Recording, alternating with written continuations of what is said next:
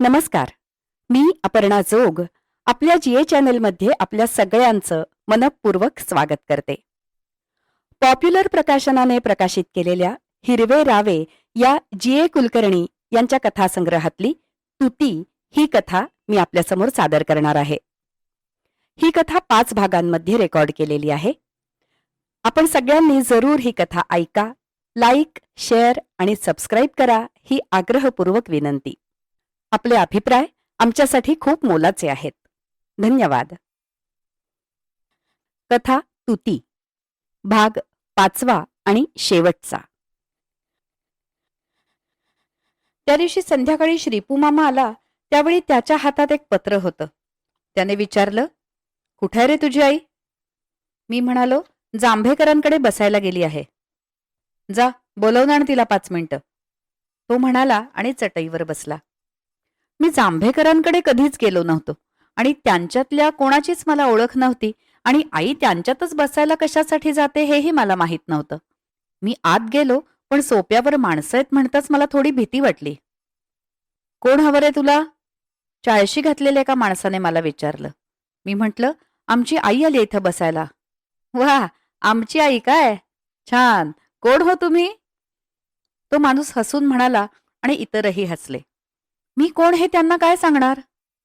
तोच अगदी आत दारात आई दिसली. तिथूनच ती मला आत यायला खूण करत होती.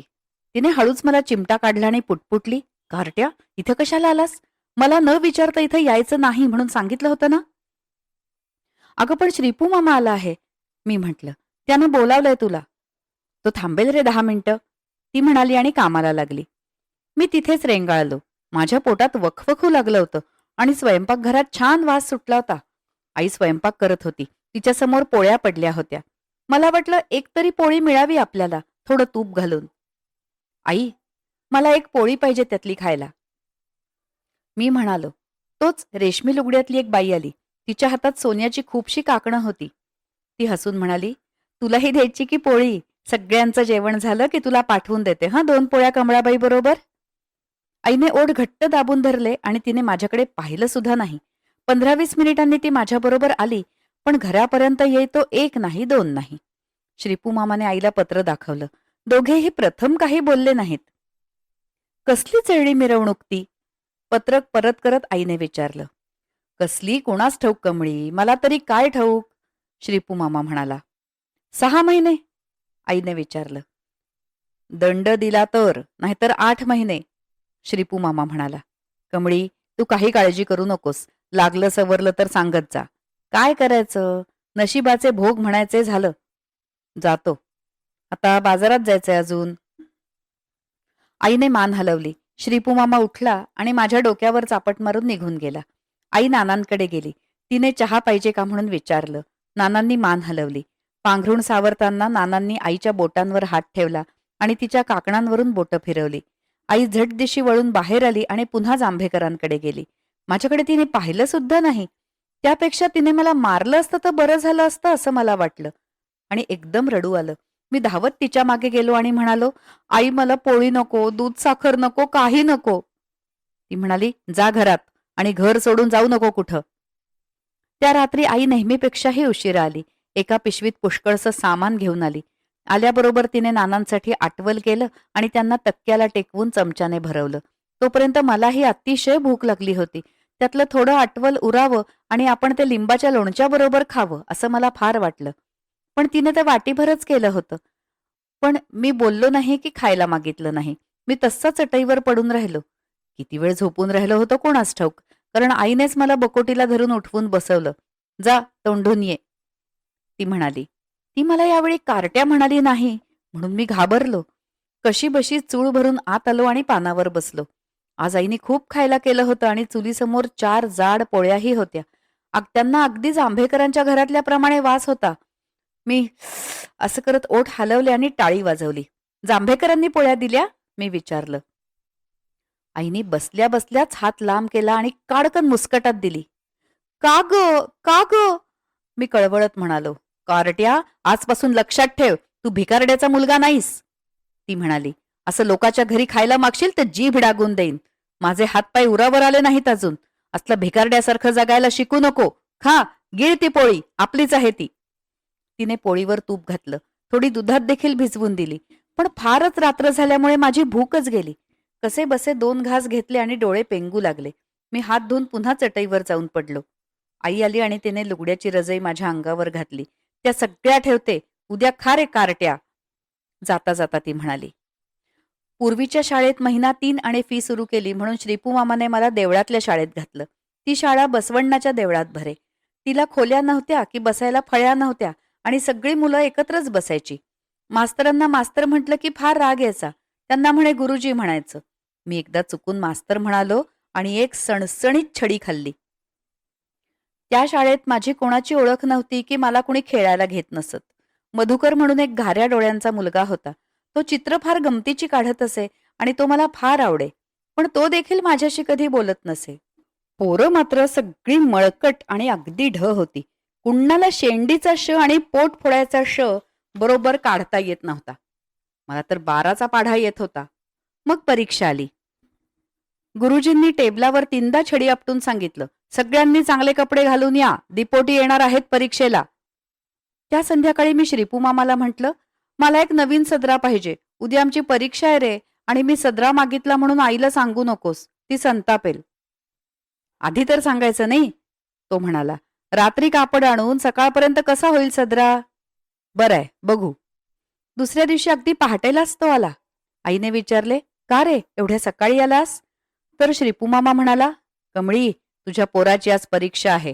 म्हटलं त्याला एक नवा सदरा द्यावा, पण ऐनवेळी कापडच कमी पडलं बघ. अरे कशाला उगाच, आई म्हणाली. त्याला आहेत मस्त 2-4 सदरे. पण तिने तो सदरा मला घालायला दिला. कापड कमी पडलं म्हणून कापडाच्या रेघा हातावर गोल गोल काकणासारख्या आल्या होत्या. वर्गात गुरुजींनी विचारलं, हा नवा सदरा कोणत्या सुताराने शिवला हो? आणि सारी पोरं हसली. मला त्या सगळ्यांचा फार राग आला. मला तो सदरा फार आवडला होता. शिवाय श्रीपू मामाने रात्रभर बसून माझ्यासाठी शिवून आणला होता तो. आणि रेघा सरळच पाहिजेत असं कुणी तुम्हाला सांगितलं? होय, आमच्या रेघा गोल येतात. तुम्हाला काय करायची पंचायत? दिपोटींनी प्रश्न विचारले, तोंडचे हिशेब घातले. मी देवाजीने करुणा केली भाते पिकुनी पिवळी झाली ही कविता म्हटली. परीक्षेनंतर 2 दिवस सुट्टी होती आणि शनिवारी पास नापास होते. त्या दिवशी सकाळी मी अगदी लवकर तयार होऊन बसलो. कारट्या, मग लगेच घरी ये हं म्हणून सांगून आई जांभेकरांच्या घरी गेली. गुरुजींनी मी पास झाल्याचं सांगितलं आणि वर्गात पहिला आल्याबद्दल मला नीतिबोध पुस्तक बक्षीस मिळालं. मधुकरचा नंबर 2रा आला होता आणि त्याला जिंजीवास हे पुस्तक बक्षीस मिळालं. त्याचं पुस्तक माझ्यापेक्षा जड होतं, पण त्यात गोष्टी नव्हत्या आणि चित्रही नव्हती. मधुकर माझ्याकडे आला आणि माझ्या शेजारी बसला. तू पहिला नंबर मिळवलास, आज आमच्या घरी चल शाळा सुटल्यावर, तो म्हणाला. शाळा सुटेपर्यंत आम्ही माझ्या पुस्तकातून 2 गोष्टी वाचल्या. एका गोष्टीत नारळ, शंकरपाळे असली नावं असलेली मुलं होती. दुसऱ्या गोष्टीत एका आईचा मुलगा हरवतो, मग ती आपले केस देते, डोळे देते, त्याला परत घेऊन येते असली हकीकत होती. शिवाय जिमूत वाहन म्हणून कुणाची तरी गोष्ट होती, पण आम्ही ती वाचली नाही. पण मधुकरने शिसपेन्सिलीने चित्रातल्या एका बाईला मिशा काढल्या आणि आम्ही खूप हसलो. शाळा संपली. चल आता आमच्या घरी, मधुकर म्हणाला. सुट्टीनंतर मी मग सांगलीला शिकायला जाणार. तो जाणार म्हणून मला एकदम वाईट वाटलं.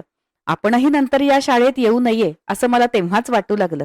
एकदा मी म्हणालो, मी घरी जातो रे, आई वाट बघेल, तिला पुस्तक दाखवायचं आहे. तर तो म्हणाला, आमच्या घरी येऊनच जा, मी सांगलीला जाणार, मग भेटणार नाही पुन्हा. म्हणून मी त्याच्याबरोबर गेलो.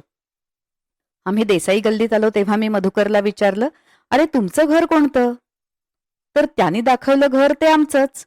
मी म्हणालो, अरे आम्ही इथे राहत होतो पूर्वी, परसात तुतीचं झाड आहे.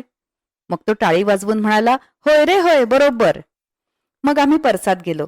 सुम्मीला आवडणारं रायावळ्याचं झाड कुणीतरी तोडून टाकलं होतं, पण तुतीचं झाड मात्र होतं. आता त्याला हिरवट लाल अगदी पिकून जांभळ्या झालेल्या तुती अंग भरून लागल्या होत्या. मी अर्धा खिसा भरून तुती काढून घेतल्या. त्यावेळी मला सुम्मीची फार आठवण झाली. कृष्णीच्या गोठ्यात त्यांनी आता लाकडं रचून ठेवली होती. मी यायला निघालो त्यावेळी मधुकरच्या आईने मला एक करंजी खायला दिली. त्यांच्या घरी मधुकरच्या बहिणींचं लग्न होतं. मधुकरला पुष्कळ कपडे शिवायला टाकले होते. त्याचा दादा येणार होता. सगळीकडे अगदी गडबड होती.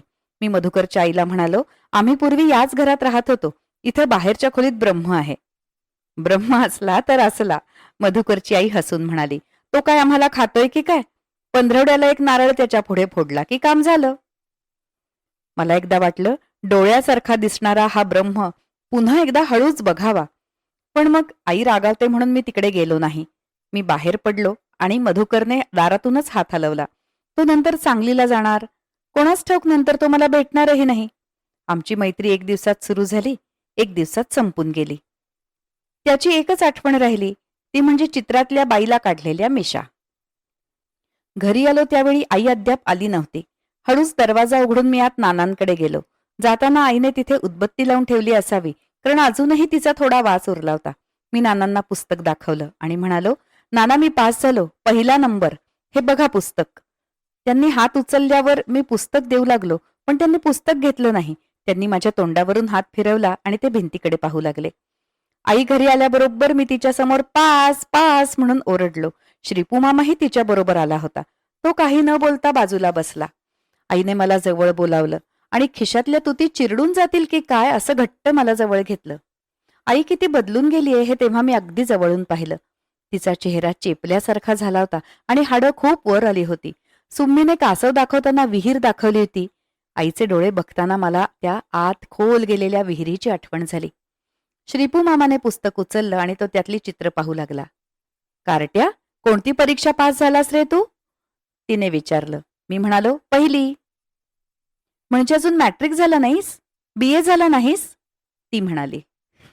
आमची आई कित्येकदा अगदी खोड्यासारखी बोलते. मॅट्रिकला कितीतरी अभ्यास करायचा असतो आणि पहिलीच्या परीक्षेला बसून कोण मॅट्रिक होतं? आई, तुला तुती पाहिजे? आपण मागं राहत होतो ना, त्या घरात मधुकर राहतो. तो आता सांगलीला जाणार आहे. मी सांगू लागलो खरा, पण आईचं तिकडे लक्षच नव्हतं. ती मला म्हणाली, कार्ट्या, तू BA हो अगर होऊ नकोस, पण आतून बाहेरून मात्र अगदी दगड हो. तिने माझ्या छातीवर टिचकी मारली आणि पुन्हा म्हणाली, अगदी घट्ट डोंगरी दगड हो बघ. मी नमस्कार करायला लागल्यापासून माझे दंड घट्ट होऊ लागले होते. मी म्हणालो, बरंय आई. पण आईला तुती आवडतच नव्हत्या. त्या घरात असताना एकदाही तिने तुती खाल्ल्या नाहीत. श्रीपू मामा, तुला तुती पाहिजेत? मी विचारलं. त्याने हात पुढे केला. कसली देऊ सांग? मी म्हणालो. त्याने हात मागे घेतला आणि म्हटलं, आण कसली तरी. म्हणजे त्याला तुतीविषयी काहीच माहिती नव्हती आणि मी त्याला तुती दिली नाही तर त्याने पुन्हा मागितलीही नाही. सुमीने मला घट्ट धरून ठेवून बळजबरीने माझ्या खिशातून हव्या त्याच तुती काढून घेतल्या असत्या. पण मी म्हणतो कमळी, श्रीपू मामा म्हणाला, जरूर असेल तर दवाखान्यात नको ठेवायला. त्या गावात जाऊन राहावं लागेल इतकंच ना. चल, मीही येतो तुझ्या बरोबर. तुझं तरी काय आणि माझं तरी काय. काय आहे या गावात आपलं? कुठंतरी काम करायचं, जगायचं. मग हॉस्पिटलमध्ये ठेवून तरी बघू. आई भिंतीला टेकून बसली आणि अगदी दमल्याप्रमाणे उसासा सोडून तिने पाय लांब सोडले आणि त्यावर हात बांधल्याप्रमाणे ठेवले. तू म्हणतोस तेही खरंच म्हणा. ती श्रीपू मामाकडे न पाहता म्हणाली, पण या गावचं आतडं तुटत नाही बघ. आमचं तुतीचं गुपित सुम्मी दादाला माहित होतं. तुती खाताना अगदी पिकून मऊ जांभळी झालेली असते ना, ती खाऊ नये. ती टचदिशी खाल्ली की तोंड गोड होतं हे खरं, पण जीभ ओठावर पुसली की सारं संपलं. तुती थोडीशी कच्चीच असावी, म्हणजे अगदी कच्ची नव्हे तर थोडी पिकलेली. अगदी पिकलेली नव्हे तर थोडी कच्ची, म्हणजे गोडही लागते आणि आंबटही लागते. जीभ रवरवते आणि गोडही लागते. मग तुती बराच वेळ ध्यानात राहते. हे सुम्मी दादाला माहित होतं, पण ते आता इथे नाहीत. आई श्रीपू मामाला ते काही माहीत नाही. श्रीपू मामाला तर कशाचंच काही माहीत नाही. आता या घरात ते गुपित फक्त एका माणसाला माहितीये, मला. भाग 5 आणि कथा तुती संपली. आपल्याला ही कथा कशी वाटली हे जरूर आमच्यापर्यंत पोचवा. आपल्या GA चॅनलला लाईक, शेअर आणि सबस्क्राईब करा. धन्यवाद.